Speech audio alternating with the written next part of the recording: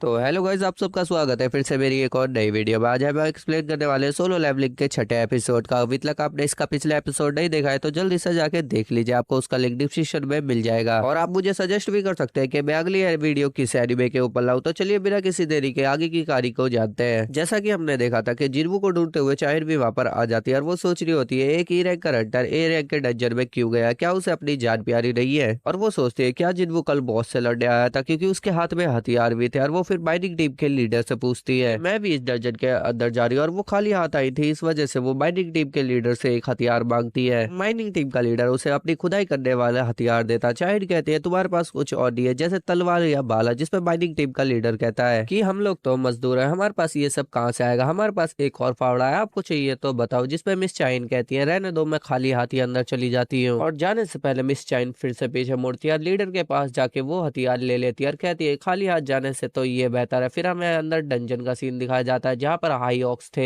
और ये सारे ऑक्स डंजन से बाहर आ गए तो पूरे आराम से एक शहर को तबाह कर देंगे। और इनमें से 4 ऑक्स ऐसे होते हैं जिन्हों का ऑरा सबसे अलग होता है। फिर कैप्टन सुन सोचते हैं हमें इस डंजन के बॉस को हरा के इस डंजन के गेट को बंद करना होगा। तभी गार्गल कहता है तुम लोग मुझसे डर गए क्या इंसान। और ये कहने के बाद वो अपना मास्क हटाता है जिसके अंदर से काफी खतरनाक मैजिकल पावर निकलती है। और इसके सामने तो ये सारे हंटर थर्ड क्लास जादूगर भी नहीं होते। फिर उन्होंने कैप्टन सुन पूछता है कि तुम लोग हमें यहाँ पर क्यों लेके आए हो। जिसपे गार्गल कहता है तुम लोग तो बस मेरा इंटरटेनमेंट हो, मैं तुम्हें एक एक करके तड़पा तड़पा के मारूंगा जिसकी वजह से मेरी सेना का इंटरटेनमेंट होगा। और ये सुनकर तो सभी हंटरों की हालत खराब हो जाती है। अभी कैप्टन सुन सोचते हैं क्या हम लोग बस इनों का टाइम पास है। तभी डंजन के बॉस की नजर जिन्वू के ऊपर जाती है और वो देख के हैरान हो जाता है कि इस इंसानों के बीच में ये कौन आ गया। तभी कैप्टन सुन हमला करने के लिए जोर से चिल्लाते हैं, मगर उनों की टीम के लोग इतना ज्यादा डर जाते हैं कि कोई भी हमला करने के लिए आगे ही नहीं आता। फिर कैप्टन सुन बॉस की तरफ अकेले ही भागते हुए हमला करने लग जाते हैं, मगर बॉस के ऊपर एक सील होने की वजह से वो उसको टच भी नहीं कर पाते। इसके बाद बॉस अपने ग्रेविटी मैजिक का यूज करते हुए कैप्टन यू को जमीन में घुसा देता है। कारगर इसी तरह से कैप्टन सुन को बॉल की तरह ऊपर नीचे गिराने लग जाता है। फिर जिन्वू आके कैप्टन सुन को कैच कर लेता है और वो कहता है कि डंजन को खाली करना सिर्फ हंटरों का काम है, मैं इसमें दखल नहीं दे सकता, मगर जब पूरी टीम ही खतरे में है तो क्या मैं इन सारे मॉन्स्टरों को मार सकता हूँ। इतना कहके वो एक ऑक्स को हवा में उठा लेता है। अब कैप्टन सुन जिन्वू से कहते हैं प्लीज इन सबको मार दो क्योंकि हम इनों का कुछ नहीं कर सकते। तब बॉस कहता है कि तुम ज्यादा हवा में मत उड़ो, तुम इतने भी ज्यादा स्ट्रांग नहीं हो। जिसपे जिन्वू कहता है हाँ मैंने तुम जैसे स्ट्रांग बॉस का सामना नहीं किया और हम दोनों में फर्क इतना है कि आज मैं तुम्हें हरा दूंगा। और इतना कहने के बाद जिन्वू अपनी शैडो आर्मी को समन कर लेता है, जो देख के सब लोग हैरान थे। अब जीव चिल को हमें डंजन के बाहर दिखाया जाता है, जो माइनिंग टीम के लीडर से पूछ रहा होता है सान जिन्वू कहाँ पर है। ये सुन के माइनिंग टीम का एक मजदूर कहता है कि मुझे तो पहले से शक था उस लड़के में कुछ ना कुछ गड़बड़ है, एक दिन वो मुझे ऐसे घूर रहा था जैसे वो मुझे खा जाए। जिन्वू तो इस गेट के अंदर है। तभी जीव चिल जा रहा होता है। तभी माइनिंग टीम का लीडर उससे पूछता है आखिरकार ये जिन्वू है कौन। जीव चिल अंदर जाता है गेट के और उसे कुछ अजीब सा ऑरा महसूस होता है। फिर डंजन के अंदर मिस चाइन को हाई ऑक्स की लाशें मिलती है और ये वही लाशें थी जिसे कैप्टन सिंह की टीम ने मारा था। और वो समझ जाती है कि ये टीम काफी ज्यादा खतरे में है